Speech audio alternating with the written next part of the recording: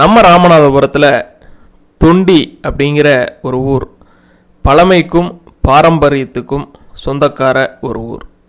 இந்த தொண்டிக்கு பல அடையாளங்கள் இருக்குது. இப்படிப்பட்ட பல அடையாளங்களில் தன்னையும் ஒரு அடையாளமாக ஆக்கி வச்சிருக்கக்கூடிய ஒரு மிகப்பெரிய வணிக நிறுவனம்தான் A1 சூப்பர் மார்க்கெட். இதனுடைய நிறுவனர் நத்தார் சித்திக் அவர்கள். இவங்களுடைய தலைமையில் இந்த நிறுவனம் இப்போவும் வெற்றிகரமாக மிகப்பெரிய அளவில் மிகப்பெரிய மக்கள் ஆதரவோடு நடந்துக்கிட்டு இருக்கு. இவங்களுடைய சாதனை அப்படின்னு சொன்னால், கொரோனா காலத்தில் தொண்டியினுடைய ஒட்டுமொத்த மக்கள் தேவைகளையும் மிகச்சிறப்பான முறையில் மிக மிக சரியான விலையிலையும் குறைவான விலையிலையும் மக்களுக்கு விநியோகித்த வரலாறும் உண்டு. இப்படி நிறைய சொல்லிக்கிட்டே போகலாம். இந்த நிறுவனத்தினுடைய ஸ்தாபகரும் நம்ம ஃப்ரெண்ட்ஸ் மோட்டார்ஸினுடைய மிகப்பெரிய கஸ்டமர்களில் ஒருவருமான நத்தார் சித்திக் அவர்கள் சமீபத்தில் நம்ம ஃப்ரெண்ட்ஸ் மோட்டார்ஸில் சிட்டி பிக்கப் லோடு வாகனம் வாங்கியிருந்தாங்க. அதே நேரத்தில் அந்த வண்டிக்கான இன்சூரன்ஸும் போட்டிருந்தாங்க.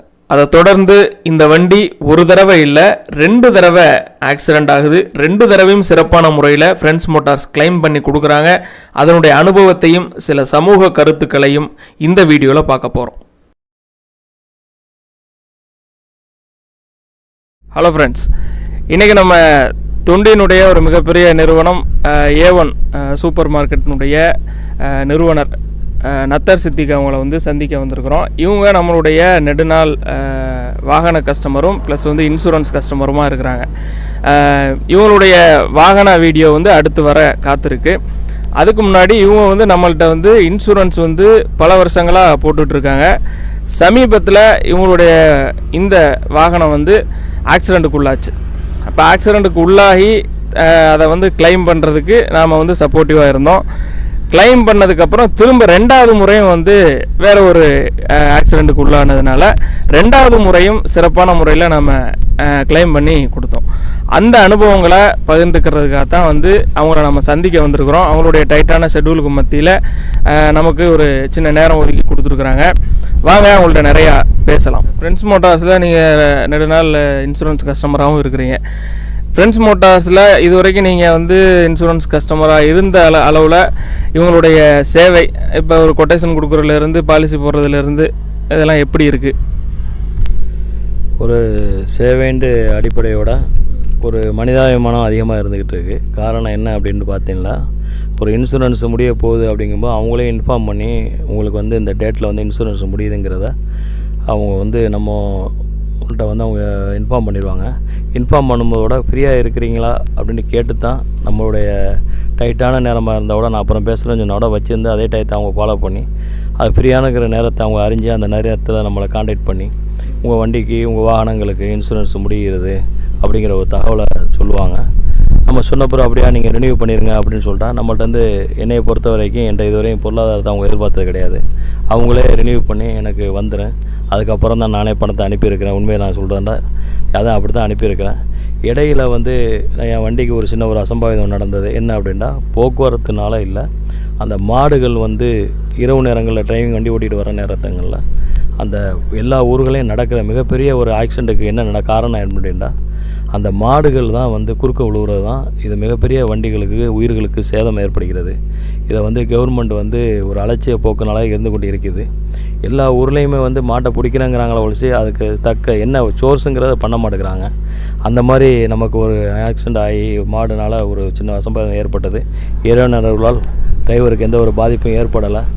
அந்த நேரங்களோட நம்ம அவங்களுக்கு இன்ஃபார்ம் பண்ணும்போது, நீங்கள் பயப்படாதீங்க, நாங்கள் பார்த்துக்குறோம், நீங்கள் அதை பற்றி டென்ஷன் ஆகாதீங்க, வண்டியை அந்த இடத்துல போட்டுருங்க, நாங்கள் கொண்டுட்டு போயிடுறோம் அப்படிங்கிற சொல்லி அவங்க தான் அந்த வண்டியை அப்படியே எடுத்து கொண்டு போய் ஒர்க் ஷாப் வரையும் கொண்டு போய் சேர்த்தாங்க. சேர்த்துட்டு நமக்கு எல்லாமே அவங்களே கிளியர் பண்ணிட்டு அதை என்னென்ன பண்ணணுமோ பண்ணிக்கின்னு வண்டி ரெடி ஆயிடுச்சு அப்படிங்கிற இன்ஃபார்ம் மட்டும் கொடுத்தாங்க. நம்ம போய் வண்டியை எடுத்துகிட்டு வந்தோம். அப்போ கூட அவங்க கேட்டாங்க, நீங்கள் எடுக்க ஆள் வரா, நானே எடுத்து கொண்டு உள்ளே விட வாங்கி வீட்டில் கடையில் கொண்டு விடுவான்னு கேட்டாங்க. அப்படி இருக்கும்போது நம்ம ஒரு டைப் அவங்க கொண்டு விட்டாங்க, ஒரு டைப் நம்ம போய் எடுத்துகிட்டு வந்தோம். திருப்பி நம்ம எல்லாம் க்ளீன் பண்ணி வந்துட்டு இருக்கும் பட்சத்தில் அடுத்த 2-3 நாளில் வேறு இடத்துக்கு பக்கம் போயிட்டு வண்டி வரும்போது அதே மாதிரி மாடு தான் வந்து குறுக்க விழுந்துச்சு. மாட்டுக்கு எந்த பாதிப்பும் இல்லை, மனிதருக்கு எந்த பாதிப்பும் இல்லை, வண்டிக்கு தான் சேதம் அடைஞ்சிச்சு. அதனால் நம்ம வியாபாரங்கள் பாதிக்கப்பட்டுச்சு. வேண்டாம், நம்ம வண்டி இல்லாட்டியும் நமக்கு சிரமம், வாடகை வண்டி பிடிக்க வேண்டிய நிலைமை வந்துச்சு. மன உளைச்சலும் ஏற்பட்டது. பொருட்கள் அந்த டயத்துக்கு கொண்டு வர முடியாமல் மன உளைச்சல் ஏற்பட்டது. இருந்தாலும் அந்த நேரங்களில் அந்த மன உளைச்சலையோடு அவங்க பார்க்காம அவங்க வந்து அந்த இன்சூரன்ஸஸ் அவங்களே கிளியர் பண்ணி வண்டியெல்லாம் கொண்டு போய் ஸ்பாட்டுக்கு சேர்த்து அவங்களே சிறந்த முறையில் செய்து எங்களுக்கு ஒன்று தந்துருக்குறாங்க. அதனால் வந்து இன்சூரன்ஸை பொறுத்தவரை நான் அந்த வண்டிக்குன்னு மட்டும் இல்லை, என்னுடைய பைக்கு போக்குவரத்து அனைத்துக்குமே நான் அவங்கள்ட்ட தான் நான் இன்சூரன்ஸ் பண்ணுறேன். என் நண்பர்களும் அவங்கள்ட்ட தான் பண்ணுறாங்க. கரெக்டாக நம்ம முடிகிற டைம் நமக்கு தெரியாது. அதை நம்ம டிராஃபிக்கில் மாட்டும்போது தான் உங்களுக்கு இன்சூரன்ஸ் முடிஞ்சுட்டு தெரியும். அப்போது நம்ம ஆகா இன்சூரன்ஸ் நம்ம போடலையே அப்படிங்கிற ஒரு எண்ணம் நமக்கு வரும்.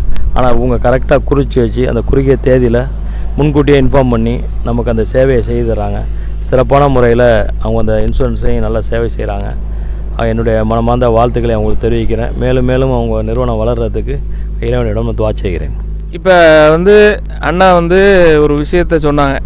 ஆக்சிடெண்ட் ஆகுது, ஆக்சிடெண்ட் ஆகி நம்ம கிளைமுக்கு அப்ளை பண்ணி அந்த கிளைமும் கிடச்சிருச்சு. திரும்பவும் அதே வண்டி அதே ஒரு பொசிஷனில் ஆக்சிடெண்ட் ஆகுது, அதுக்கும் அதே மாதிரி சிறப்பான முறையில் கிளைம் பண்ணி தந்தாங்க அப்படின்னு சொன்னாங்க. இது சொல்கிறது வந்து வேறு யாரும் கிடையாது, இது வந்து விளம்பர வீடியோ கிடையாது, இது ரெவ்யூ வீடியோ. இது பயன்பெற்ற கஸ்டமர், அதுவும் வந்து தன்னுடைய பிஸியான ஒரு தொழிலுக்கு நடுவில் வந்து இதை சொல்கிறாங்க அப்படின்னு சொன்னால் இதன் மூலமாக அவங்க அவ்வளோ பயனடைஞ்சிருக்காங்க அப்படிங்கிறது தான் இதோடைய அர்த்தம். இதை ஏன் நம்ம வெளியில் கொண்டுட்டு வர்றோம் இப்போ உங்களுக்கு சொல்கிறோம் அப்படின்னு சொன்னால், இன்சூரன்ஸ் அப்படிங்கிறது வெறுமனே போட்டோம், ஒரு பேப்பர் கையில் வந்துச்சு, ஒரு வருஷத்துக்கு வச்சு போலீஸில் காட்டுறதுக்காக ஒரு இன்சூரன்ஸ் அப்படின்னு பேருக்கு நினச்சிக்கிட்டு இருக்கோம். அப்படி கிடையாது. இன்சூரன்ஸ் வந்து அதிகபட்சம் தேவைப்படக்கூடாத ஒரு விஷயம் அப்படின்னாலுமே அது தேவைன்னு வந்து நிற்கும் போது தான் அதோடைய ஒர்த்து நமக்கு தெரியும். அந்த அடிப்படையில் இன்சூரன்ஸ் வந்து போட்டோம் அப்படிங்கிறது மட்டும் இல்லாமல் அது கிளைமிங் சரியான முறையில் கிடைக்குமா, அதுக்கான ரெஸ்பான்ஸ் வந்து அந்த நிறுவனத்துலேருந்து நமக்கு கிடைக்குமா அப்படிங்கிறது தான் ஒரு முக்கியமான ஒரு விஷயம். அப்போ இப்படி நம்ம பார்த்து நம்ம இன்சூரன்ஸ் போட முடியுமா எடுத்தோடனே அப்படின்னு கேட்டால் கண்டிப்பாக அது வந்து உறுதியாக எல்லாராலையுமே சொல்ல முடியாது. ஏன்னா இன்சூரன்ஸை பொறுத்த வரைக்கும் ஒரு ஸ்டாஃப் வந்து உங்கள்கிட்ட வந்து அனுப்புவாங்க, நாங்கள் வந்து இன்சூரன்ஸ் போட்டு தரோம் அப்படின்ட்டு. இன்றைக்கி அவர் வேலையில் இருப்பார், அடுத்த வருஷம் வேறு ஏதாவது கம்பெனியில் வேலைக்கு சேர்ந்துருவார். அப்போ நீங்கள் அவங்கள பிடிக்க முடியாது. நிரந்தரமாக இருக்கக்கூடிய கம்பெனி ஒரு இடத்துல முறையாக ஆஃபீஸ் போட்டு என்னைக்கு போனாலும் இந்த வருஷம் இல்லைனாலும் இன்னும் 2 வருஷம் போய் பார்த்தாலும் அந்த ஆஃபீஸில் அதே நபர்கள் இருப்பாங்க அப்படிங்கிறதுக்கான உத்தரவாதம் இருக்கா அப்படின்னு கேட்டால் பெருவாரியான கம்பெனிகளும் கிடையாது. அந்த வகையில் ஃப்ரெண்ட்ஸ் மோட்டார்ஸை பொறுத்த வரைக்கும் தென் தமிழகத்தில் மிகப்பெரிய அளவில் தரமான ஸ்டாஃபுகளில் இது எல்லாமே ஒர்க்கிங் பார்ட்னர்ஸ். இங்கே இருக்கிறவங்க எல்லாமே அவங்க எல்லாமே ஷேர் ஹோல்டர்ஸாக இருக்கிறாங்க. அந்த லெவலில் வந்து அவங்கள போட்டு நம்ம வந்து கிளைமிங்கில் இருந்து எல்லாத்துக்குமே தனித்தனி டிபார்ட்மெண்ட்ஸை இது பண்ணி ஒவ்வொரு விஷயத்தையும் பண்ணிக்கிட்டு இருக்கிறாங்க. அதனால தான் இது மாதிரியான கிளைமிங்லாம் வந்து இவ்வளோ சீக்கிரமாக பண்ண முடியுது. 1 இல்லை 2 இல்லை, இது மாதிரி அடுத்தடுத்து வரக்கூடிய சம்பவங்கள் எதுவாக இருந்தாலுமே இது முடியாது அப்படின்னு சொல்லக்கூடிய விஷயங்களை கூட நம்ம வந்து முடித்து கஸ்டமரை வந்து திருப்திப்படுத்துறது தான் நம்மளுடைய முதன்மை நோக்கமாக இருக்குது. அந்த அடிப்படையில் அதனுடைய வெளிப்பாடு தான் அண்ணனுடைய இந்த வீடியோ கூட. அதனால் வந்து இன்சூரன்ஸ் போடுங்க, எங்கே வேணாலும் போடுங்க, கிளைம் கரெக்டாக இருக்கா அப்படிங்கிறத கவனத்தில் வச்சு போடுங்க. அதுதான் நம்ம சொல்ல வர்றது. இன்சூரன்ஸை பொறுத்தவரை இதுதான் கிளைமிங். முதல்ல வந்து அந்த கிளைமிங் சரியாக கிடைக்கணும். அந்த கிளைமிங்க்கு ஃப்ரெண்ட்ஸ் மோட்டார்ஸால் 100% இல்லை 200% உத்தரவாதம் கொடுக்க முடியும் அப்படிங்கிறது தான் இந்த வீடியோ ஒரு சான்று. கட்டல மீண்டும் இது மாதிரியான இன்னொரு ஒரு கஸ்டமர் ரிவ்யூவோட சந்திப்போம். சரியா? அதே மாதிரி வந்து இப்போ அண்ணன் வந்து இன்னொரு முக்கியமான ஒரு விஷயத்தை பதிவு செஞ்சாங்க. என்னென்னா சாலைகள். நம்ம ஊரை பொறுத்த வரைக்கும், தமிழ்நாட்டை பொறுத்த வரைக்கும் சாலைகளை வந்து ஒரு யூரோப்பியன் கண்ட்ரிக்கு ஈக்குவலாக நம்ம சொல்லலாம். அந்த அளவுக்கு சாலைகளை வந்து மிகச்சிறப்பான முறையில் ஒரு சாதாரண கிராமம் தொடங்கி மிகப்பெரிய நகரங்கள் வரை அவ்வளோ அட்டகாசமாக போட்டிருக்கிறாங்க. அதில் எந்த ஒரு மாற்று கருத்தும் இருக்க முடியாது யாருக்குமே. ஆனால் இதில் வந்து இந்த இடத்துல உயர்ந்து நிற்கிற நம்மளுடைய அரசாங்கங்கள் இதில் எதில் வந்து நம்ம வந்து குறை சொல்கிற மாதிரி ஆகுது அப்படின்னா ஒரு சின்ன விஷயம். இன்றைக்கி வந்து இப்போ அண்ணனுடைய இந்த ரெண்டு தடவை ஆக்சிடென்ட் ஆனதுமே எதனால் அப்படின்னா வந்து ரோட்டில் போகக்கூடிய மாடு ஆடு இதுகளால் தான். இப்போ இதுகளுக்கான ஒரு திட்டமிடுதல் வந்து நம்மள்ட்ட இல்லாத மாதிரி தான் தெரியுது. இது வந்து எல்லாருமே நம்ம அனுபவிச்சிருப்போம். நைட் நேரத்தில் போகிறது வந்து பெரிய ஒரு சவாலான ஒரு விஷயம். பைக்காக இருக்கட்டும், எந்த வாகனமாக இருக்கட்டும். அதில் வந்து ஒரு மாடு தானே அடிச்சு போகுது அப்படிங்கிறது மட்டும் இல்லை, அந்த உயிரில் இருந்து மனித உயிர் வரைக்கும் வந்து எல்லாமே இன்றைக்கி கேள்விக்குறியாக இருக்குது. அப்போ இதுக்கான ஒரு நெறிப்படுத்தலை வந்து கவர்மெண்ட் வந்து கண்டிப்பாக முன்னெடுக்கணும். இது வந்து ஒரு அதை வந்து அனுபவ ரீதியாக உணர்ந்த ஒரு கஸ்டமருடைய பாதிப்பினுடைய வெளிப்பாடு மட்டும் இல்லை, ஒரு என்ன சொல்ற ஒரு இன்சூரன்ஸ் துறையில் இருக்கக்கூடிய ஒரு நிறுவனத்தினுடைய சார்பாக வந்து நம்ம இதை கவர்மெண்ட்டை வந்து ஒரு கோரிக்கையாகவே வைக்கிறோம். இதை நாம் மட்டும் இல்லை, எல்லாருமே இந்த கோரிக்கையை வந்து கவர்மெண்ட்டை எடுத்து வைக்கணும். இது ஒரு மிகப்பெரிய ஒரு பிரச்சனை. இன்றைக்கி வந்து ஆக்சிடெண்ட் அப்படிங்கிறது வெறுமனே ஸ்பீடாக போய் முட்டி மோதி விழுந்து நடக்கிறதுல தான் வந்து அதிக ஆக்சிடெண்ட் நடக்குது அப்படின்னு மட்டும் நினச்சிருவானா. 90% ஆக்சிடென்ட்கள் வந்து இது மாதிரியான கால்நடைகள் மூலமாக தான் ஏற்படுது.